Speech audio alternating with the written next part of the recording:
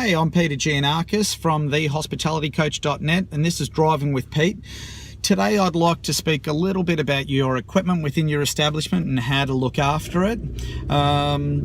It's super important that you do maintain your equipment, and this doesn't often come at any additional cost, but what I can tell you is if you're doing the right thing by way of looking after your equipment, it will last a lot longer and will require a lot less maintenance. How do I know this?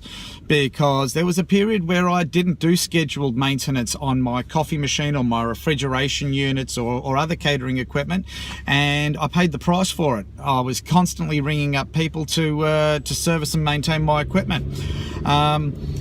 If you're unsure about how to maintain your equipment and certain checks that you should be doing on your refrigeration units or your coffee machine or any of your other catering equipment, a good place to start is by contacting your catering equipment supplier.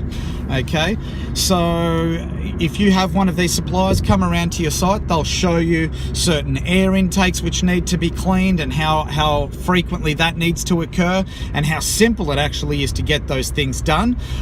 With your coffee machine, contact your coffee supplier and they'll show you some basic maintenance and certain things that you should be doing at the conclusion of work, just to make sure that your equipment's clean and well maintained. And you'll be surprised if you're not already doing a lot of these things, and if you don't already have scheduled maintenance which your own staff undertake on a regular basis, which is scheduled. It'll be scheduled for daily, weekly and monthly tasks, and even 6 monthly tasks, and they'll be scheduled in and they will be not negotiables. Your staff absolutely have to do these things, and you will be surprised by how helpful it is and how less often you need to call in a service technician to look after your equipment after things have gone horribly wrong. So there are big cost savings involved in this. I would absolutely insist that you do look further into this and get your suppliers in and upskilling your staff